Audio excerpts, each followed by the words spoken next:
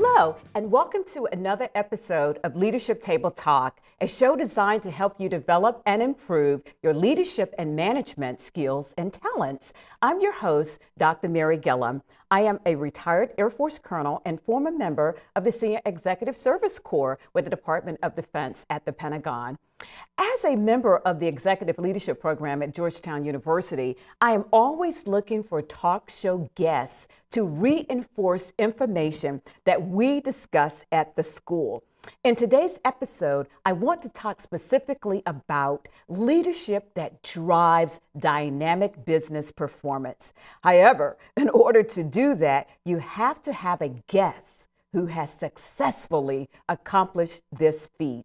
With me in the studio today to discuss this topic is retired non-commissioned officer and president and CEO of Strategy and Management Services, Ms. Staci Redmon. Staci, welcome to the show. Thank you for having me. It is an honor to have you on our show today. So, Staci, you have such an amazing story, from retiring as an Army non-commissioned officer to now running a multi-million-dollar company. Can you tell us just a little bit about your story and your background? Well, a little bit about me. So I grew up in a small steel town in central Pennsylvania, and I entered the Army actually at 17. So my father and my grandfather were both in the military at some point in their career.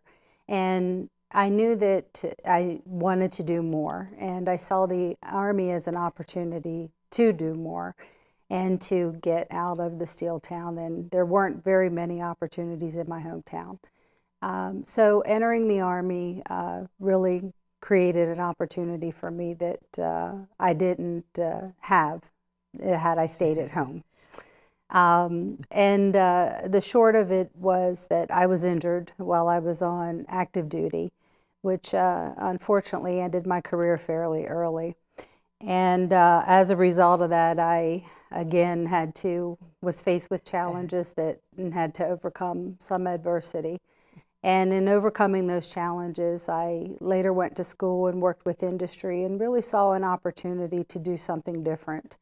And that is where SAMS became what it is today. Oh, that is wonderful. So, Staci, what actually inspired you to want to start your business? Did you always want to be an entrepreneur? Well, I didn't know what an entrepreneur was per se. I knew that there was something I wanted to do, and I really wanted to make a difference. And the inspiration for SAMS actually came to me through this opportunity with industry. As I was sitting at the Pentagon and I saw programs not getting funded. Mm-hmm. And being prior military myself and watching, programs not get funded, I knew there was an opportunity to make a difference. And I didn't want to work. I wanted to leave a legacy, and I wanted to have an impact. And that was an opportunity for me to create a business that was going to make a difference. Oh, that is wonderful, Staci. Now, how did the Community Business Partnership help you in terms of starting your business, getting going there? The Community Business Partnership has been a tremendous source of inspiration in many ways. Mm-hmm. Charles McCaffrey and Kathy Wheeler and all the great folks over there have just been an inspiration, from resources to incubator space to coaching to mentoring to serving as my advisory board when I didn't have an advisory board, and kind of putting me in the right direction. So I still lean on them. I leaned on them 8 years ago when I started the business, and I still count on them today. Oh, that is wonderful, Staci. So how would you describe your leadership style? My leadership style is a little bit different. I'm kind of, I take a laissez-faire approach to leadership because I want to give folks an opportunity for them to become leaders in the company. It can't be, I think that's one of the things that we learned in the military, is that it can't be just about us. The Army didn't stop and the Air Force didn't stop on the day that you and I left service. So it's about everybody. It's about the team, and it's about empowering and inspiring others. So if given a problem, if given a challenge, let others lead and become the good people that they are. So don't micromanage, but give them an opportunity to figure things out. Sometimes you have to be tough, but you do that with genuine care and concern. And you let them make those decisions. You let them form those recommendations. Sometimes they're going to be wrong. You got to be there to help them see where they were wrong, not scold them, but give them that course correction and send them on their way and help them the next time to do better. Oh, that is wonderful, Staci. Now, since you were in the military, how did the Army help prepare you in terms of leadership and so forth? I think the military helps many people prepare for leadership, especially those of a business owner. You know, entrepreneurship is about the unknown in many ways, especially for those of us that have never done this before. We're sent someplace where we've never been before. We're taught some things that we've never done before, and you have to step up. You don't have a choice. It's step up or fail. And most of us step up, and those leadership qualities come through very quickly. And I think the same thing holds true for entrepreneurs. It's going out into the unknown and not being feared in the unknown, but actually stepping up and becoming inspired by the unknown and conquering it and taking it on. Now, you said you had worked previously for another company in the corporate space before you started your own business. Did that experience help you to understand the dynamics of business ownership? Or? I think that more so it helped me understand even more the industry, not necessarily business ownership. That pretty much is unique in and of itself, and you don't necessarily understand it till you get in it. But it helped me understand the industry just a little bit more, which, you know, added to a skill set that I have today. Oh, that is wonderful. Now, Staci, I want to make sure I get this right, so I'm going to read this here. Okay. Now, Strategy and Management Services, or SAMS, has been a member of the Fairfax County business community since 2008, and you have been a Washington Fast 50 Award winner for both 2014 and 2015. So please tell us a little bit about that and that entire experience and how you guys won that. Sure. What that is a recognition of the 50 fastest growing companies in the Washington, D.C. metropolitan area. We are fortunate to have been recognized 2 years consecutively. And that's about our people. You know, what we have and the successes that we have and everything that comes to us doesn't happen without great employees and great people that are making these wonderful things happen. What those numbers, that recognition is solely about is revenue growth in terms of your compound annual growth revenue over the last 3 years. So we have grown exponentially and have been very successful in the market space. Now, I know that I didn't get a chance to look at this particular research because it was just recent, but you have actually won some recent awards yourself. Can you talk a little bit about those? The most recent award that I received was the SBA Northern Virginia Small Business Person of the Year, which was really a big one for me because that is you know, we live in such a huge population of small businesses here in Northern Virginia, and to be recognized at that level by the Small Business Administration really meant a lot. There was a lot of competition, so it was very exciting to have that recognition. And in receiving that award, I actually didn't know we were going to have the opportunity to speak, but we did. And I actually spoke about the day that I left my job, and my husband came home and asked what was I doing home, and I said, well, I left my job today, you know, because I didn't want to work. I wanted to make a difference, and how much he has been such a tremendous supporter of me and has believed in me for all these years and has been instrumental to that. Oh, that is wonderful. And I would like to extend my congratulations to you. Thank you. For winning that award. I know a few months ago I did hear you speak, and you were talking about some of the vision for your company, and I still have your magazine here. And can you just talk a little bit about the vision for SAMS? So last year I wanted to communicate to not only our employees, but to our clients and to our external folks as to where we were going, because I'm a believer that if you tell people where you're headed, people will help you get there. Your employees will help you get there. If you communicate your vision, people will help you achieve it. So last year, in July of last year, I released the 2020 Vivid Vision, which basically articulates where Sam's is going to be in 2020. And that is, you know, a large company at 50 million revenue and a diverse split between the commercial market space and the federal market space, so that we're not generating all our revenue from one source, and what we're going to look like in terms of our people, our culture, who we're doing business with, et cetera. And a big part of that is Sam's Cares, our philanthropic arm of the company. That's fundamental in our core values, is how our people, our clients, and our community, how we're giving back. It's about making a difference for us. Now, in terms of developing your 2020 vision, do you have like a team that's set aside to do that, or is it like an integrated approach to developing your strategy and your vision? Well, it has to be integrated at some level. It's my thought and my vision for the company, but ultimately the next level of leadership has to implement that vision. They have to believe in it so that they can get behind it, but then they're the true implementers of taking that strategic plan and implementing it to make it happen. Oh, that is wonderful, Staci. Now, I want to ask, I wrote a book a couple of years ago, and it was called Gifted to Lead, 4 Steps to Releasing Your Leadership Potential. But in that book, I talked about capturing leadership opportunities. So what are some of the things that you guys do internal to SAMS in terms of recognizing those golden opportunities and jumping on them and stuff? Yes, the core model, that is so fascinating. I want to talk to you about that a little bit more, but the core model is so important. I like that mindset. But some of the things that we do is really encouraging others.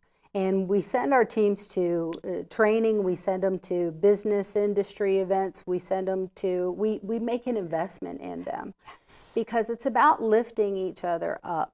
And it's about empowering others. And when you do that in a positive way, business and the growth of business and those things just come naturally, because when people can thrive in an environment, they continue to thrive. It's like a plant. If you put it in a fertilized ground, it's going to grow.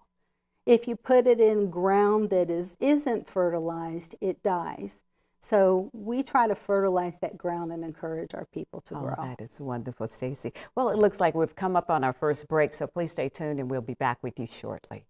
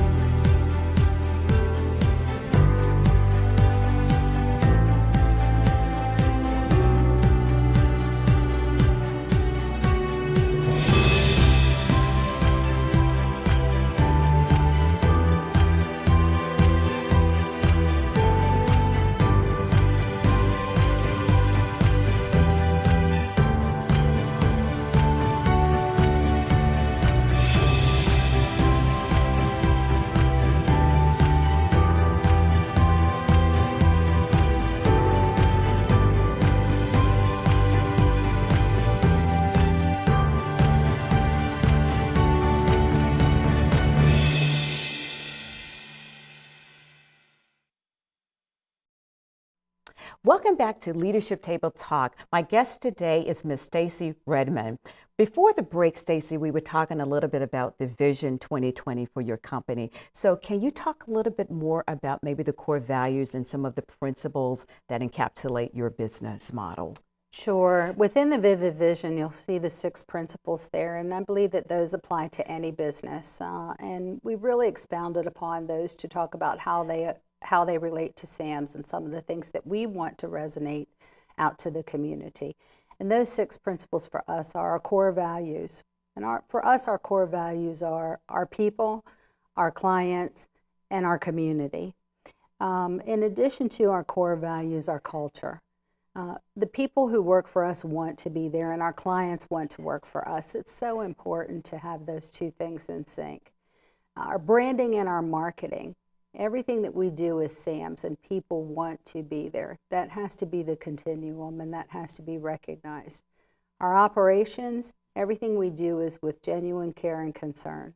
Same with our services. That is so important. We've got to be top-notch, and we have to deliver what we say we're going to deliver. And beyond that is our Sam's Cares. That's our last thing in our founding principles, is giving back to our community. At the end of the day, what are we doing to make a difference and to leave that legacy to the communities that we live and work in? Oh, that is wonderful, Staci. So you would say that those principles really help to shape your brand and how you want to be known, your company reputation and so forth. Absolutely. So for a company that doesn't put their people first, what advice would you give that company? Your people are your business, regardless if you're doing product or service. Without your people, you don't have a business. It doesn't exist. You can't be in business without resources. Resources are people, and they have to come first. And you mentioned earlier that you guys invest in your people as well. Can you talk a little bit more about how you invest in growing your people? Well, we invest in our people in several ways. Obviously, many businesses invest in the continuing education and the professional development, but we take that a little bit further. We have employee incentive programs, we have bonus programs, profit sharing. Profit sharing kind of for a small company such as ours, well, a young company, I should say, not so much small anymore, but a young company at our level, that's not usual, but we took that very seriously and take it to heart. Still today, every employee gets a card from me on their birthday, all 150 employees. We make sure that that individualism is there and that they're known by name. That's important to stay in touch regardless of the size that we get. And everything has to be done with that, again, that genuine care and concern. They're more than a number. Oh, that is wonderful and great advice as well. Now, I had a guest on earlier who mentioned that he enjoyed walking around and meeting and greeting his people. That is something he has done from the time he was early in the military till the time that he retired as a 4-star general. So do you engage in those kind of things in your company as well? Absolutely. You have to walk around. You have to be on the floor. You got to be in touch. Otherwise, if you're out of touch, people can't relate to you, and they don't know what you're doing. Right. And so you have to do that. Not only do I walk around locally, but we have a lot of folks who are not in the local area. So I travel to those remote sites to visit them and to visit our customers as well, and do that at least once a quarter. When we were much smaller and I didn't have as many places to go to, I would do it more often. But now there's a lot more places, so I have program managers who do that. But I do it once a quarter. We also have all hands once a quarter. We have an employee newsletter that goes out once a quarter, so it's very much keeping in touch. And I see, Staci, from just talking with you, is that a lot of things that you, as the head of the organization, you have established a culture in which now that you guys have grown, but you still, people understand that you put people first. You are a people leader. People have to come first. That's so important. We don't have what we have if the people aren't coming first. Oh, that is wonderful. So let me ask you, I wanted to ask you what distinguishes you from your peers, but I can see right now from the things that you've said so far. Are there any other things that you would say that really sets you apart from your peers in this space or industry? I think what also sets us apart is if you look at Sam's, we're different. If you look at our branding, you showed our vivid vision. Again, you're not seeing a lot of companies doing that. I was actually asked when I came up with the concept of doing this, I was actually asked, well, why would you put your strategic plan on your website? Well, I'm not saying how I'm doing it, but I am saying where I'm going. Again, I think it has to do if you tell people where you're headed, more people will help you get there. Yes. So I don't see any problems with that. That's what we do differently. Our colors are different. Our branding is different. We don't look very federal. That's what sets us apart. When you look at us, you're going to find an innovative company, not your typical federal contractor. Oh, that is wonderful. Now, you mentioned quite a bit about Sam Cares. Can you talk a little bit more about what that organization is within your Sure. So when I founded the company, as a third generation service disabled veteran, I always, and because of the premise of founding the company to make a difference, I always gave back every year a percentage of our profits to support veterans and family members of veterans, nonprofit agencies supporting veterans or family members of veterans at the end of each year. And my staff saw this and they said, you know what, we can do better. We can do more. We think we can do more if we set up Sam's Cares. So that way we're not getting down to the end of the year and we're trying to decide where these funds go. We could do more throughout the community in the year. And I said, that's great. So they actually formed the committee and named it Sam's Cares.